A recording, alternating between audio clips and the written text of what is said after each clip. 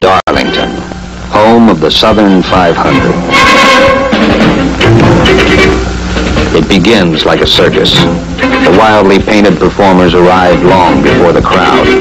The equipment is readied, the acts rehearsed. 40 cars wait on the starting line, and 69,000 fans have come to see them run. This is the 21st Southern 500. Stock car racing comes of age with this race. Racing fans from all over the southeastern part of the United States have been pouring into the Darlington Raceway here in Darlington, South Carolina to watch the Southern 500. This race is the race that many of the drivers feel is the one they'd like to win more than any of the others. You might say, why? It's not the biggest track, certainly. It's not the richest purse. But the thing is, it's got age going for it. It's got heritage. This was the first of the real super speedways built at 1.25 miles.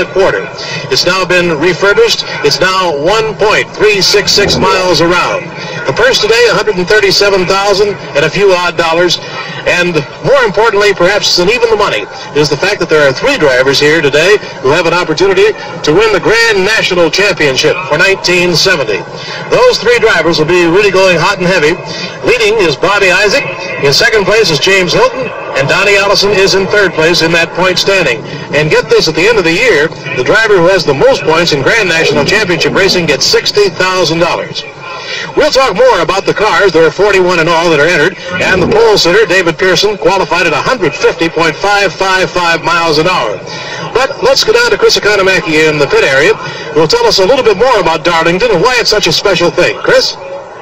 Thanks, Bill. The Southern 500 is a continuing technical exercise. This year, the drivers come to the line with carburetor plates between the carburetors and the engines. It's slowing the cars down and robbing them of horsepower. And what that has done has tightened up the competition. The slowest car is much faster than the slowest car was a year ago. In other words, the field is closer together. And this year, windows are out of the cars. A year ago, they were optional. So the drivers are now racing without the benefit of the streamlining afforded the windows. All in all, it's a new ball game for almost every one of the 40 drivers in the field. Now, back to you, Bill.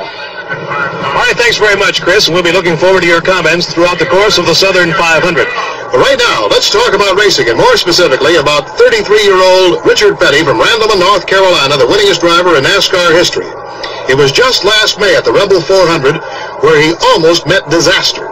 He came off the number 4 turn, hit the wall on the outside, caromed off the wall, and at a speed of better than 100 miles an hour, hit with explosive force against the concrete inside retaining wall. Over and over he went. It looked for a moment as if he might have lost his life. He didn't. He just lost his car. But how does he feel about coming back to this very track? Let's find out. Last time around at Darlington, Richard, you left the track in an ambulance.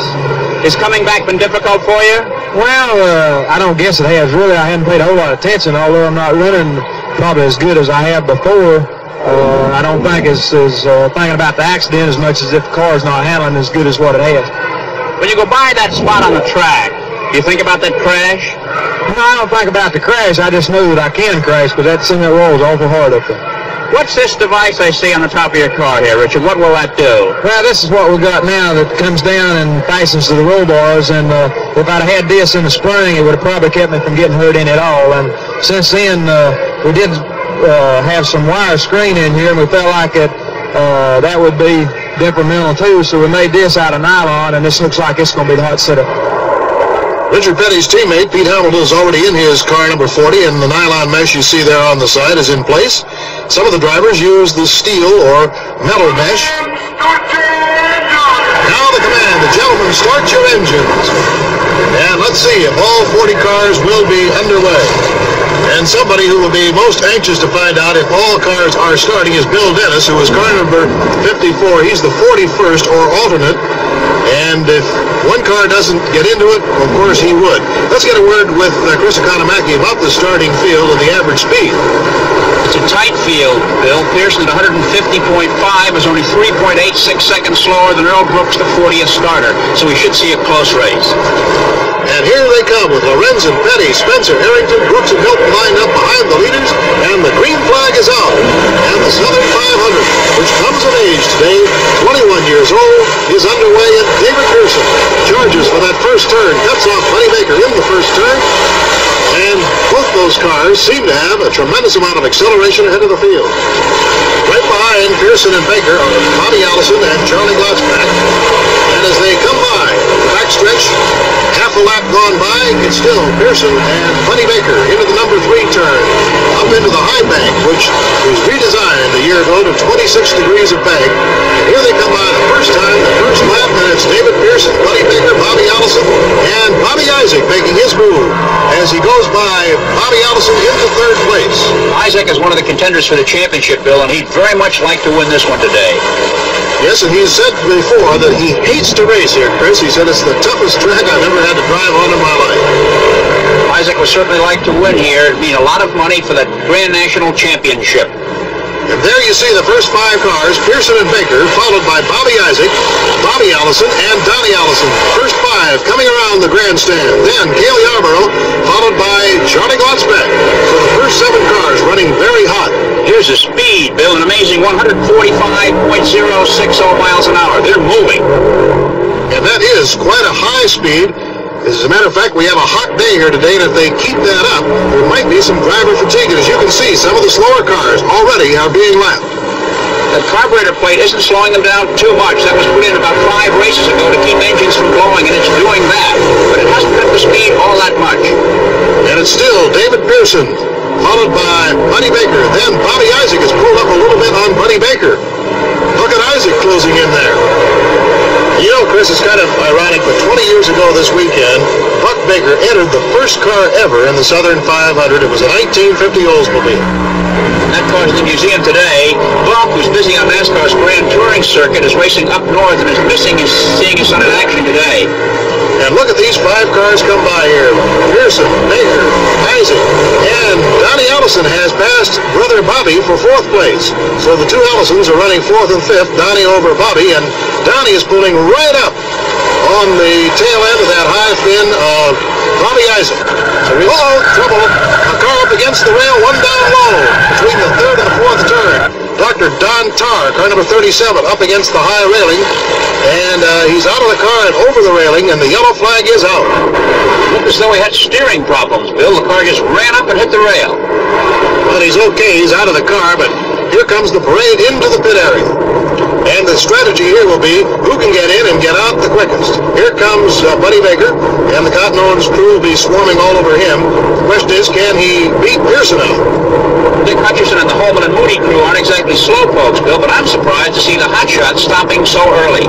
Well, one hotshot who hasn't is Bobby Isaac, who is out on the track, who is not pulled in, and who is in the lead right now. Gasoline sloshes all over the place, and the Buddy Baker crew sends him off on his way.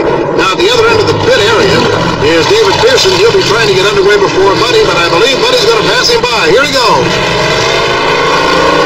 And there is the Pearson car, and Baker beats him out. And here goes Pearson. The yellow flag is still out, Bill, so the advantage won't be significant because they'll all stack up behind the safety car until the track is cleared of the wreck of Don Tarr being taken off the banks there. That's an attendant behind the wheel. Tarr is complaining of a sore hand. Otherwise, he appears okay. And the yellow caution light is still on. Earlier, Chris Economaki had a chance to talk to the pole sitter, David Pearson. What kind of a race do you think we're going to have? It's going to be a hot day, and they say that the track is slipperier now than it's been in recent years. Well, the way everybody's been running during practice all week, everyone's running real close together now. I know when I qualified I was a little bit faster, but quite a few more now has come down to running the same speed I am. And it looks like it's going to be a closer race than ever. And the green flag is now out following that accident with Dr. Don Tarr. And they're running hot again, Chris, with Bobby Isaac in the lead in car number 71, Dodge Daytona, the high wing on the back. Then in second place is Bobby Allison, car number 22, with Buddy Baker behind him. Uh-oh, there's a spin down low, car number 33. That is Wayne Smith. You know, Bill, that's a second spin in that spot. It could be slippery there. Well, the interesting thing is we haven't had a yellow, Chris. The boys are still racing, and the yellow caution flag is not out, still under the green. Well, they're turning the track in 33 seconds, according to my watches, Bill. That's an even 150 miles an hour, so they're moving. And look at here, who's moving? Buddy Baker passes Bobby Allison for second place. Buddy sliding by on the inside, a tough run. And he is now in second place, ahead of Bobby. Chasing at this particular point in the race, car number 71, Bobby Isaac. Oh, a car up against the wall. That is car number 72. It's Benny Parsons, and he still keeps going.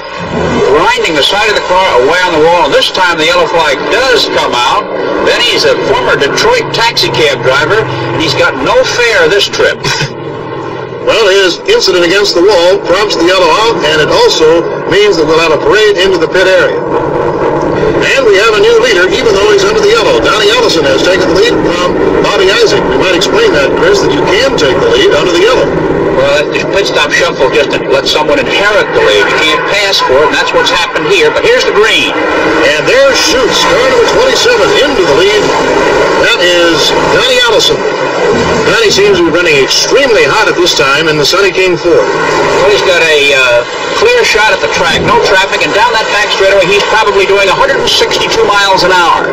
Donnie Ellison in car number 27, Cale Yarborough is right behind him and pulling up fast, and there's the time, 32.9. That's better than 150 miles an hour for Cale. 150.4. He's rolling.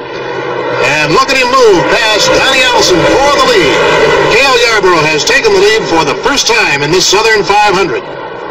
Incidentally, over many of these ABC stations, you'll see NCAA college football this afternoon. Minnesota, Missouri in one region, and Florida State against Georgia Tech in another. Then on Monday night, the premiere of NFL football on Monday night on ABC. It'll be the Jets against the Browns at 9 o'clock, and we have a spin right in front. It's Freddie Lorenzen in car number 98. On the almost the middle of the backstretch, Freddie Lorenzen spun completely around, and he certainly showed Chris Economaki the Lorenzen of old in controlling the car. Did a beautiful job of keeping it off the wall, and Richard Petty almost nailed him as he went by, and he's coming to the pits now. So with the yellow out right now, and Cale Yarborough in the lead, with Donnie Ellison in second place and Buddy Baker in third. We're going to take a short break here at the Southern 500 in Darlington. Back very, very soon. Back here at the Southern 500 in Darlington. Bill, the halfway mark has come and gone, and 35 of the 40 starting cars are still in the race. And Donnie Ellison just did brush the wall. There, and a long slide by car number 17, David Pearson. And Chris is in that same doggone spot. I wonder if he's going to be out of it. I hope not. No, he's firing up, and I'll bet he flat spotted the tires and needs a new set. So apparently there's a slick spot on that track at the number 2 turn. And no yellow is out. So everything is okay. They're still running fast. And now into the pit area comes Freddie Lorenzen's car number 98, normally driven by Leroy Yarborough, the Junior Johnson car. He's out of it for today. And look at the side of it. And they come right by the grandstands. Everybody stands up, urging Cale on, and Allison brushes the wall again. Between the first and second turn, Allison brushed the wall and Cale shot by him. We have a new leader as Yarborough has taken it over from Donnie Ellison. Allison almost nicked the tail of Yarborough's car as it went by, Bill. There's the yellow. And looking around, we see the workmen down here at the left end of the pit row shoveling things off the track. So apparently there was some parts or debris on the track, and that means that Cale comes in a very good time to come for a pit stop and a little refreshing drink. It's a hot day here, and these boys need attention. Cale has been driving pretty hard and obviously needs fresh right-side rubber. And here's Donnie Ellison at number 27. And Cale just about ready to go out. Cale is out again, and he passes Donnie Ellison down at that end. There he goes.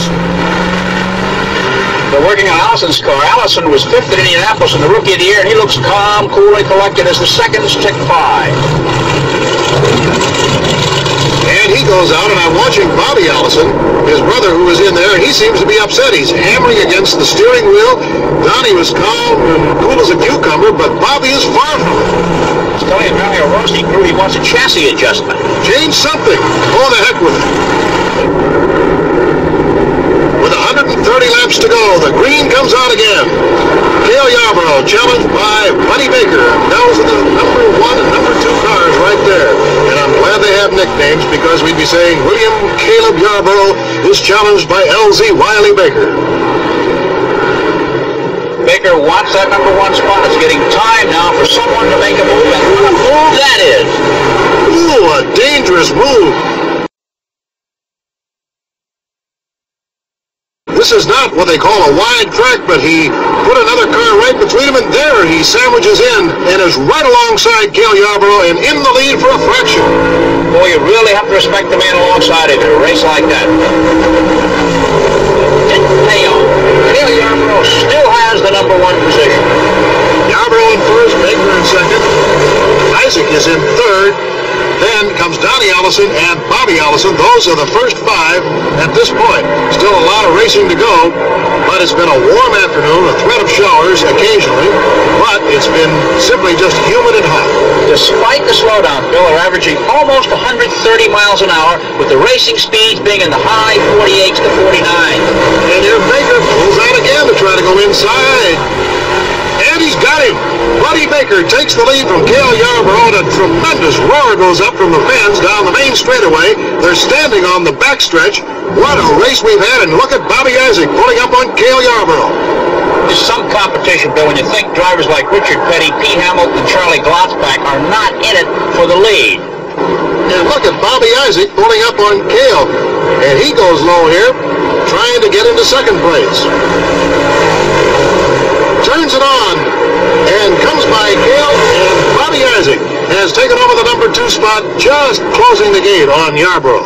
Isaac has had great success on a little short half-mile track, but has really had it tough in cracking the victory circle with the super speedways. And here's a long slide. Car number 48, James Hilton, who's in second place in the Grand National NASCAR Championship standings, has pulled to a halt. Look at those skid marks. You can bet he'll be back in the race. He always manages to finish, and that's the way you get the points for the title. You must be around when the checker waves. And James Hilton is a very proud father of his young son, who made the finals in the Soapbox Derby a couple of weeks ago in Akron. The temperature here in Darlington, South Carolina in the 90s, and right now we've got a race that's just as hot. Buddy Baker and Cale Yarborough still battling for that lead, just as they were when we left you a short time ago. And Chris Economaki, let's have a quick rundown here after the first 3 cars of Baker, Yarborough, and Donnie Allison. How far back is Bobby Isaac? He's 1 lap down, Bill, but 4 laps down. In 5th place is Pete Hamilton, and 5 laps down is David Pearson, number 17, racing in the same lap with Richard Petty. Bobby Allison, with that trouble, has dropped to 11th place, some 10 or 15 laps back. And the Wood Brothers crew signals at 33.6 to Cale a moment ago. It's 147.3 miles an hour. So Cale has been running very consistent laps, right around 147, 148 miles an hour, and seems content at the time, at least, to stay behind Buddy Baker. Cale lives near here, and he always says he does better on his hometown track. I think he sort of smells victory today. Well, a fellow who would like to smell victory is Buddy Baker, who has never won here. And earlier, Chris Economaki talked to him about this track and about this race. What's different about Darlington this September from last September? Well, Chris, the best way to explain that is Darlington. It changes every 30 minutes. It's hard for people who've never been here to understand. This racetrack is almost like a living thing. The temperature changes the racetrack. The competition, the amount of people around you, and the drafting procedures and all, everything just adds up to Darlington all over again. A year ago, Buddy Baker finished 3rd in this race. 2 years ago, he finished 3rd and ran 400 miles without any breaks. But things seem to be cruising along well for him today. The challenge that he has for the immediate moment is Cale Yarborough, and Cale is about a second and a half behind. That's Buddy's car on the yellow cap, Cotton Owens. And look how much Cale just picked up just down the chute. Looks like he might try to challenge here. The Mercury apparently drafts the Dodge well, Bill. Some cars pull, others push, and in this case, the 21 car seems to hang right onto the back of the wing Dodge. And you can bet that Buddy Baker knows that he's there all the time. Cale finished 2nd to Leroy Yarborough a year ago, and 2 years ago won this race. Right now, that 33.3 converts to 148.6 miles an hour for Cale. He's running about a mile an hour faster than he was 2 laps ago. This is remarkably fast because of the great number of cars still on the track. Very few cars have gone out, and it's heavy traffic as we see here. Look at this. Oh, Cale goes to the inside and touches the car, and he's in a long slide. Cale down in the infield, hits the fence. He's out of it. Out of it, I guess so. He just rides and knocks those fence posts off like 10 pins, and he is up, hung up on the number 3 turn. Out of the car he comes. It's a tough way to end an afternoon. You wonder why that happened. Fortunately, we can take a look at why it happened and how it happened as we go back and take a look at it. Here it is again in the replay. There is the long swirling slide, and then up against the retainer wall and just starts clipping off those fence posts like they were just matchsticks. He got down on the inner portion of the track where it's quite slippery. Now here's the stop action. He's right behind Buddy Baker coming off the turn in the high-speed lane. Here's where he makes the bad move, though, right there. And he cuts way down underneath the car. Now here he cuts back. Joe Frasone, number 18, is right in front of him, and this apparently is a crucial moment. He tries to get the car straightened by turning sharply to the left here, which throws the back end out and around. Touches the Frasone number 18 car. Now he does a remarkable job of controlling that spin as he just does a whirling dervish down into that number 3 lower corner. It's a very tight and quick spin with the wheels locked up, and that's where the smoke came from. And here, some of the 69,500 fans, the type of the crowd we have here today, South Carolina's largest sporting crowd, seeing their favorite out of the race. And nobody is more dejected than Cale Yarborough right now as he'll take that ride. Fortunately, in a relatively upright position in the ambulance, which is always a good note, but the Wood Brothers crew, of course, very dejected that the car has been wiped out of this race, and Cale be coming back to the pit area. We'll get a word with him shortly. So Cale Yarborough is out of the race, and here comes his car in a forlorn-looking piece of scrap metal it is right now. I'd hate to see the underside of it after sitting on top of that fence for about 150 yards. Let's find out if Cale is as uncomfortable as his car looks. You look as though you've had a tough day, Cale. Well, it's been tough all day, Chris. The car was running good, but I lost my brakes right after the race started. I've had no brakes all day long, and it's just been hard to run. I really had to watch myself because I couldn't get in any traffic or near anybody because I couldn't stop. And this is the worst place in the world to run without brakes. Where do you use the brakes mostly here, Cale? Well, you have to use them all the way around the racetrack because there's only one groove, and you have to use them when you come up on another car. And this is what happened coming off of 2. I ran into some slow traffic, and I either had to run over the back of them or try to go down under them, and I went down under them and spun down the backstretch and hit the guardrail. Have you been in more exhausting Southern 500s? Yes, I have. I'm not really that tired, Chris. I'm tired, but I could go a few more 100 miles. Now, Cale Yarborough ready for some more. Before the yellow caution came out for Yarborough's accident, they were running 131.75 miles an hour. That would be a record if they could continue at that pace. The record is 130.4, set by Richard Petty in 1967. Funny story here is Baker in front, then in second place Isaac, then third place Hamilton, and fourth place Pearson.